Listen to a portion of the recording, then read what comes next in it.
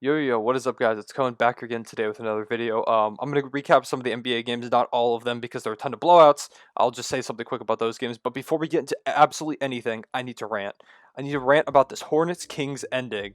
The Hornets, if you don't know, just beat the Kings 127 to 126. The method at which they got there was on the Kings side some of the worst execution and most unclutch play I've ever seen in my entire life. I could not believe what I was watching on the court. So I'll go through the series of events. We start, the Hornets just tried to inbound the ball. They're down by 7. They try and inbound the ball. De'Aaron Fox steals the ball, goes up court, tries to get a layup. LaMelo Ball tries to go for the ball, hits him in the head, and De'Aaron Fox gets fouled, obviously, and it's a flagrant foul. So De'Aaron Fox has 2 free throws, and the Kings get the ball up 7 with 55 seconds left. So that's where we're at, right? De'Aaron Fox misses both free throws. Not one, two. Both of the free throws. And so now it doesn't matter. It's not that big of a deal. They try to inbound the ball. And then the LaMelo Ball blocks Marvin Bagley. Like you're tall as hell and he got blocked.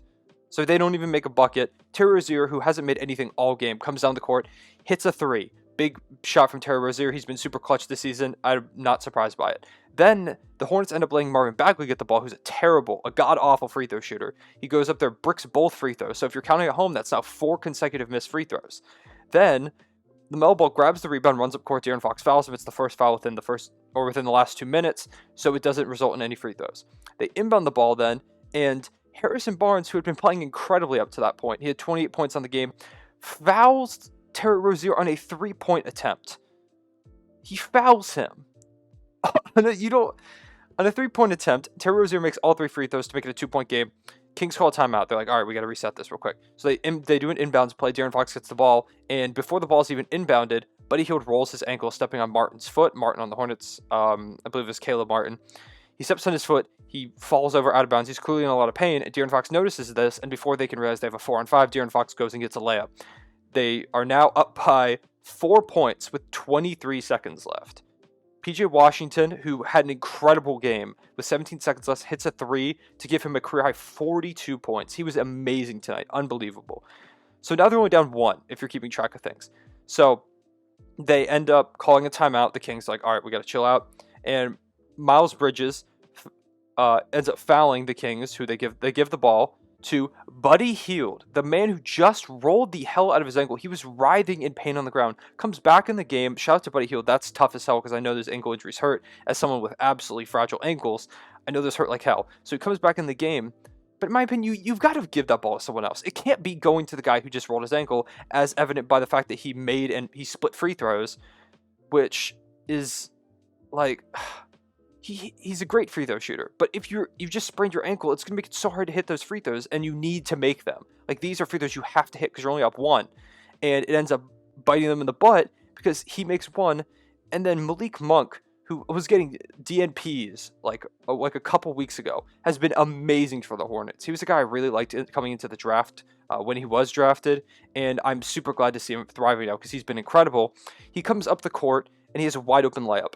Instead of just like letting him take it or fouling him hard enough so that he misses it, Rashawn Holmes just taps him a little bit, and he gets an and one layup, drills the free throw to give the Kings the loss. They try to throw it in at the buzzer from full court. It just barely misses. I think it hit front rim, actually.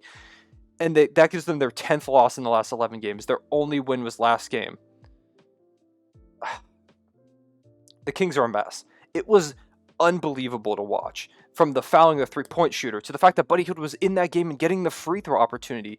I know the Kings aren't a great free throw shooting team, but you've got to get someone to take that shot instead of the guy who just like sprained his ankle. I'm not sure how severe the injury actually was because they haven't said yet, but it looked bad. You've got to find someone else. He was visibly limping around. And it just, like, this Kings team has way too much talent to be blowing leads like this. You can't do that. I know they're missing guys. Like, I know Tyrese Halliburton was out tonight.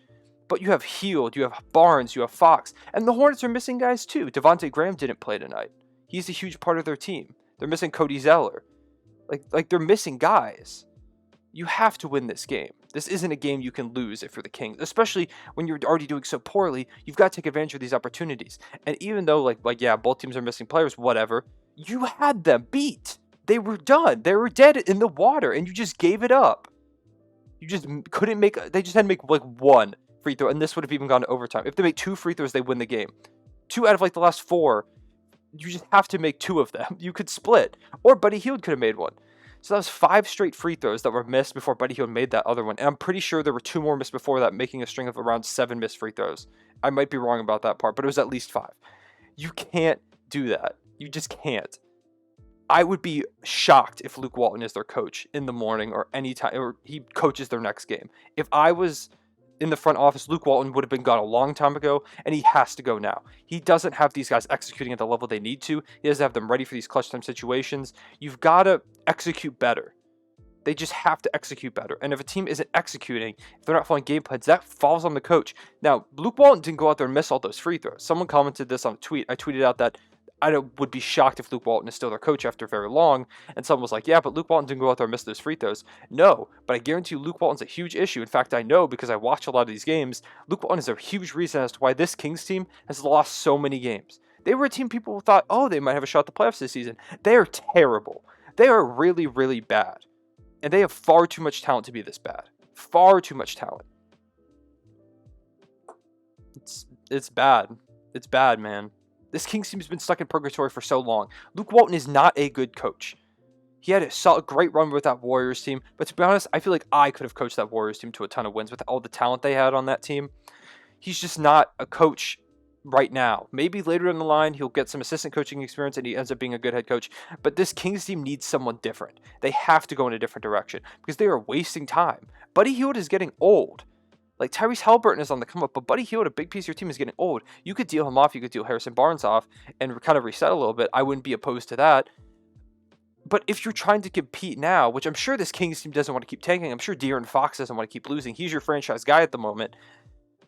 You've got to fire Luke Walton. He has to go. They're wasting time. So much time. They're wasting De'Aaron Fox's time. They're wasting Harrison Barnes' time. They're wasting Buddy Hield's time. They're wasting everyone's time on this team. No one wants to go out there and just lose all the time.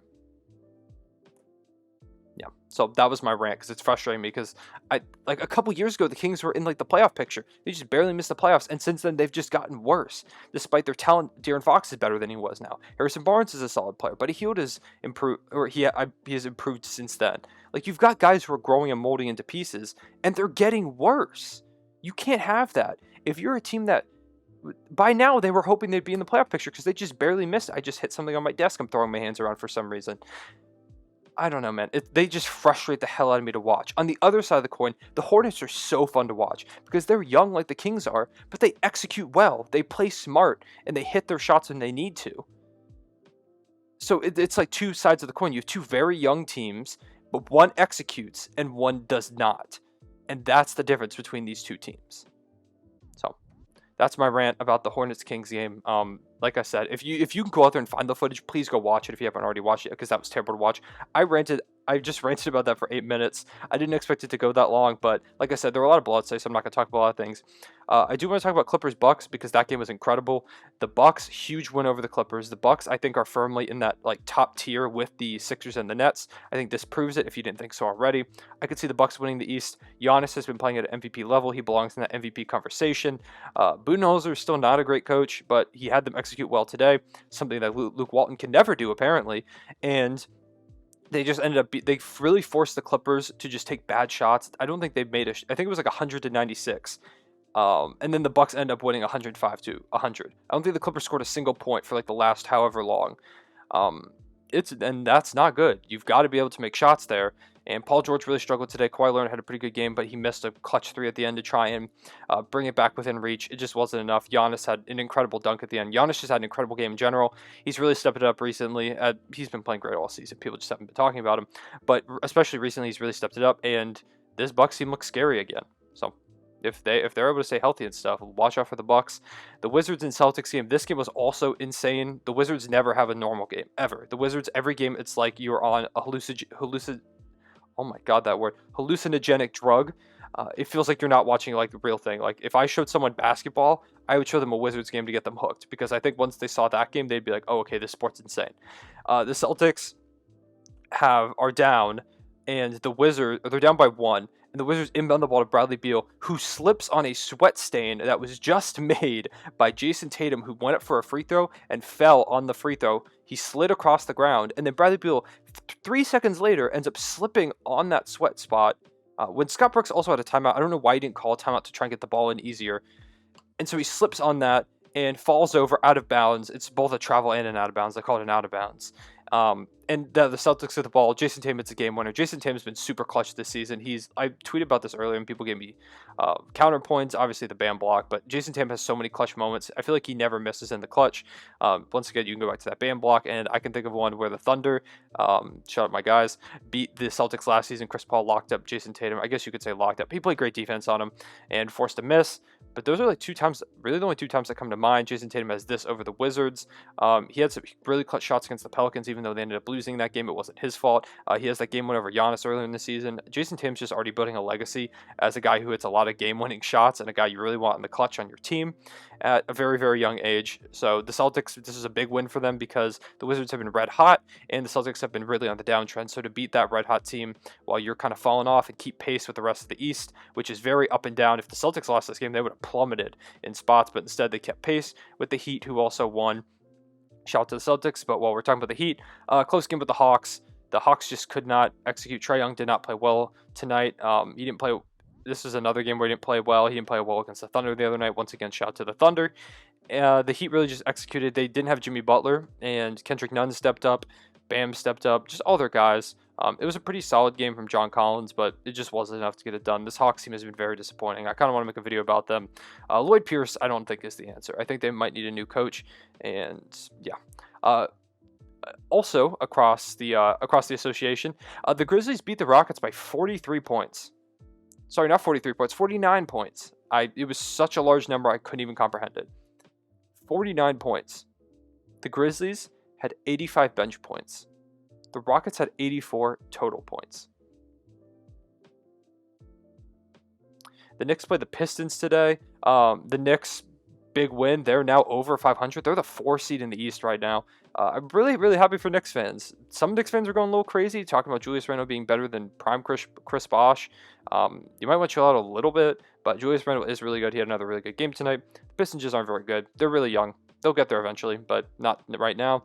The Knicks are playing great basketball. Shout out to them. Suns, Devin Booker torched the Timberwolves. There wasn't much to see here other than that. Timberwolves aren't very good. Suns absolutely torched them. The Warriors, Lakers. The Warriors lost by 26 points here, and it was uglier than that. I think the Lakers kind of took the fall off talk a little seriously, and they just murdered the Warriors. LeBron hit like a logo 3 to end the first half, and at that point, they were up by like 20 some already. I was like, I don't need to watch any more of this game. It was a slaughter. Yeah, I'll go with a slaughter. That's probably the best word for it. And that's all the games from today. So let me know what your takeaways were from the games. Let me know what you think about my whole rant about the Hornets and Kings to start the video, because that's mainly the thing I wanted to talk about. Yeah, so I'll see you guys later. Everyone stay back.